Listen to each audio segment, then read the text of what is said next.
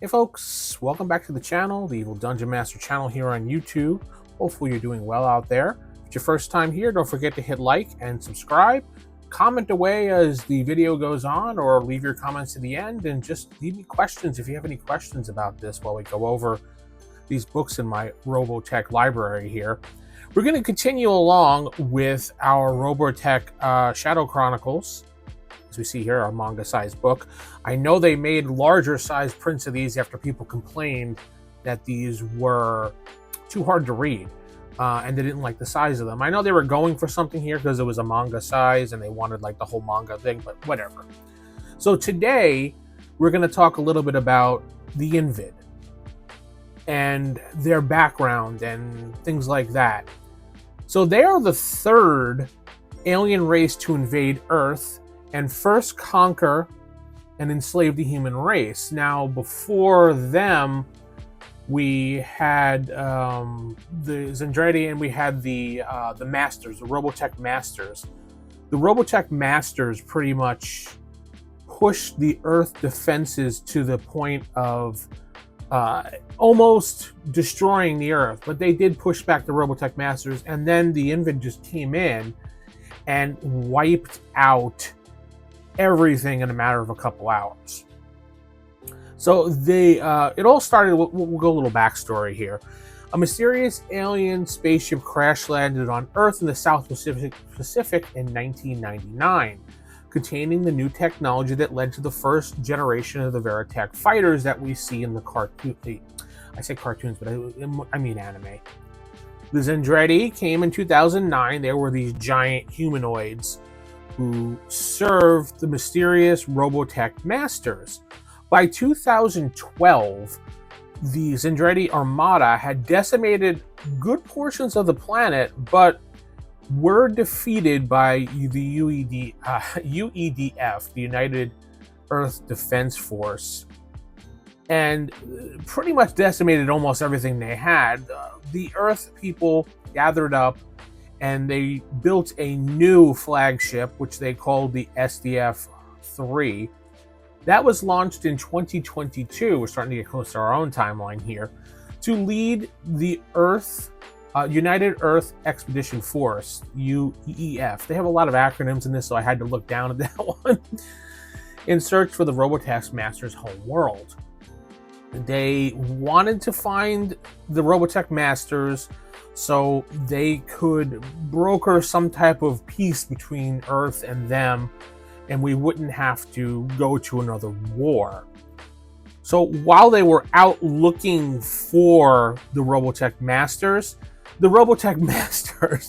showed up, and their bioroids, as they call them, arrived on Earth in 2029 while the SDF-3 was out searching for them, and they just onslaughted the entire Earth defenses, just destroying them to the point that there was no coming back, and they defeated Earth. The final conflict with the Robotech Masters was against the armies of the Southern Cross. The Southern Cross was just so decimated from the previous war, they really couldn't stand up to things, but they overall won. So we got that out of the way. The Robotech Masters unleashed the spores of the flower of life, it's called, the natural source of protoculture that fuels most of the Robotech culture in the Earth. Okay, so we got that out of the way. That's all fine and dandy, but this is what led the Invid to conquer Earth. They detected this, and whenever they detect the flower of life or the protoculture, they are like bees to a flower. They are led by the Regress, or Regress, I should say, and it's a benevolent, god-like creature who directs her people like a queen bee and can convert them into pure energy to transport across the universe. I want to say, think of them as like the Borg, so to speak. They arrived in 2031 after, the whole war with the Robotech Masters, and the Earth defenses were pretty much crumbling at this point. They were scattering. They were trying to rebuild, but they couldn't. In a matter of hours, the planet was basically taken over. Earth was pretty much designated as their new home after everything was pretty much destroyed. After the Masters destroyed everything and launched the protoculture, now the Invid wanted this new found source. The Invid wanted to evolve to a higher plane of existence and harness the Earth's energy to leave it behind, but their intents are to annihilate most of the remaining humans and keep only a percentage as slave for farms and protoculture processing plants to help them kind of move forward and, live on Earth. So the Invid evolved to a higher presence. Well, they're trying to at this point. And they can both be energy beings and flesh and blood beings, sometimes called parasites due to their ravenous need for this flower of life, or the protoculture. One of the Invid's greatest strengths is their ability to adapt and even evolve at an incomprehensible rate. Evolution that should take like millions of years to happen can happen in a matter of weeks under the Reguess's guidance. So they are not necessarily evil, so to speak. They just completely drain, and the Regress, I say regress, it's Reguess maybe, is indifferent to other forms of life and enslaves humans out of callousness and not spite or revenge or anything like that.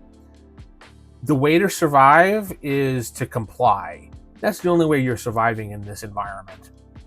And while a lot of them went underground, they were still captured and put into being slaves.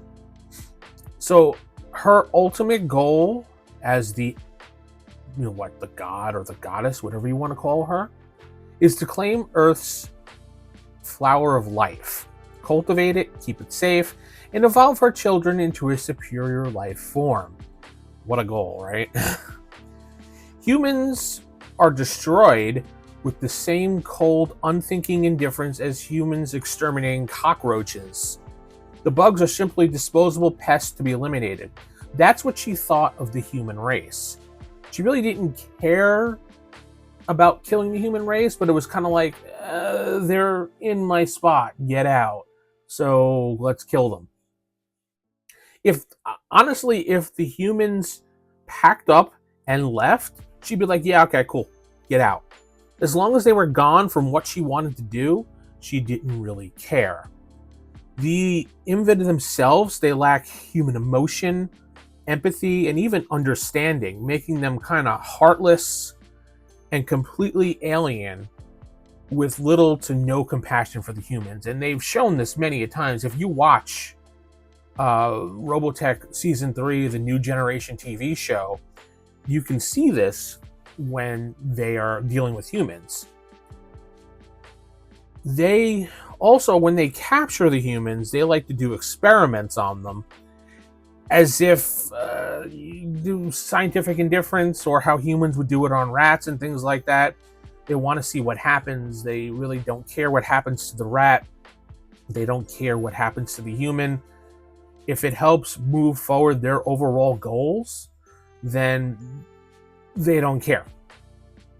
They basically ignored any of the crashed spaceships, abandoned military bases, and buildings that don't contain the protoculture, because they don't recognize inanimate objects as anything other than,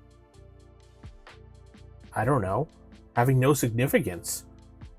Only things of protoculture and life-threatening to the hive is what they acknowledge. So non-movement means no life and no threat to them at all. If it has protoculture, though, destroy it, capture it, or otherwise just ignore it. That is basically their entire goal when it comes to being on Earth. Now, these are aliens in kind of an alien land for them. The knee-jerk reaction to any perceived threat is to destroy it and just move on. The enemy is the enemy, destroy without mercy. That's basically what they do. They have scouts and troopers, and other forces are just basically they are killing machines. They are an extension of the hive itself, and will do whatever the queen tells them to do. Typical scouts or troopers function as like a worker bee. They just obey, they defend, and without thought for their own well-being. Much like how bees and ants will do that. They fight to the death, and they serve the queen with their sole purpose is just to fight, guard, defend, and die. There's no fear, there's no hate, there's no remorse, there's no sorrow or hesitation in the typical Invid. Only instinctive, mindless duty. So the human form comes with emotions and extreme range. They don't have any of that. Humans are just pawns. Earth is a giant farm colony where humans cultivate the flower of life and process it into protoculture for use as bioenergy for the Invid. That's basically it.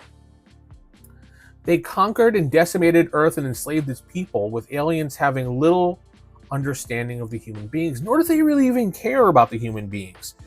People not forced into slavery may be taken captive and studied, I said, like rats. Studies include physical and psychological experimentation, torture, and even mutilation. Some human communities survive by staying under the Invid's radar, using pedal-powered means of locomotion and machines that use some protoculture. Other humans choose to serve the Invid as sympathizers in exchange for the aliens' protection and/or limited use of technology. And that's kind of interesting. Now, some people are involved with freedom fighters or some type of resistance movement, and they are basically a target and will be destroyed on sight and be destroyed. They're hunted down to the point that they are openly killed. They're just the enemy of everything. Those who openly oppose them or use protoculture like weapons, like cyclones, Veritechs of the expeditionary force, will be destroyed. All out destroyed. To survive, don't make waves, behave, don't oppose, and you can live decently in the short term without ever getting involved with the war or getting yourself hurt. Now, they have a caste system, and the mechs kind of describe the caste system. The Invid Scout is the lowest on the chain, and then we get the Fighter Scout, which is also known as the Armored Scout. We get the Trooper, then we get the Shock Trooper, then we get the Enforcer, then we get the Invid Soldier, and then we get the Commander, also known as the Royal Command Battloid, and then we get the Overlord. This is the first transformable Invid mech. They're a little bit different, but they are still pretty useful in battle. And then we get the Regent. It's kind of like, I don't know, a king or maybe like a duke or something like that. And they will basically rule over a section over the land. And then we get the Regess, which is the queen or the supreme leader. Now, let's just talk a little bit about the Overlord itself and how that kind of works. And that's where we're going to wrap up things today, talking about that. Few humans have actually seen this Overlord and how it works and everything like that. Most of them have just gone and seen commanders and below when it comes to them. So seeing the Regent or the Regess herself, they have never seen them. So the Overlord is a heavy weapon platform with considerable firepower. The Overlord is the first Invid mecha to incorporate a fully transformable configurations as a mech in fighter mode. It is fast, it is mobile, and directly aerial and space assault combat weapon when it comes to flying around and just destroying stuff. In Guardian mode, it can deploy a full range of weaponry as well as slashing forearm claws. In Battloid mode, it It can engage in hand-to-hand combat, grapple with human mecha, run, leap, and take full advantage of its humanoid shape, as well as access to most of its weapon systems. Fortunately, the UEF, it is a prototype and has not been mass-produced when the launch on the whole situation has been going off. So they really only have like one of them, one real overlord that they have. Some completed units have kind of existed, but it just remains incomplete at the moment. They're also known as the Gosomo. It's Japanese, so I'm probably pronouncing it wrong, so I apologize to all those that speak Japanese out there. And it's only time will tell if they ever get to see the queen herself or anything. The book doesn't go into anything detailed about anything above the Overlord. We get to see almost everything else but like the regress and stuff like that. We don't get it because you're never going to see her. You're probably never going to see a region as well. If you do, it's only going to be story-wise, because fighting against them, yeah, you're not going to do that.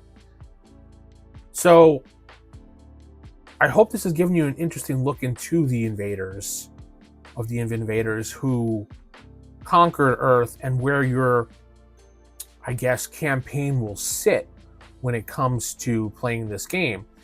You guys are going to be fighting against them.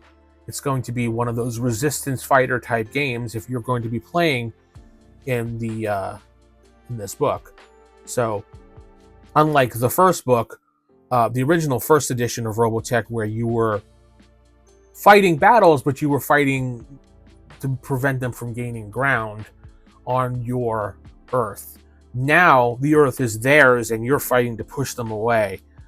Will you win the battle? Is this going to be one of those games that you'll win the battle overall? Probably not. I'm not going to lie. It's probably pretty bleak for you, and it's probably going to be one of those things that you don't ever really have a conclusion for. Though, I mean, if you play it long enough, probably. But I don't think the Earth Forcers are going to, based on reading this book, and there are a couple other ones that they came out with, I don't think you'll ever see a real conclusion. We didn't get a lot of the information in some of these books, so I don't know. Tell me what you think about the Robotech Shadow Chronicles role-playing game, this book. And tell me what you think about the Invid themselves. Any information you can provide to me that could be provided in the comments will be helpful to anybody watching this video. Don't forget you can support me by clicking that join button for 99 cents a month, or you can head over to my patreon.com/theevildm, where you can support me for $1 a month, get access to videos ahead of time, the newsletter, things like that. Hopefully you have a great day and ignore any sirens you hear in the background.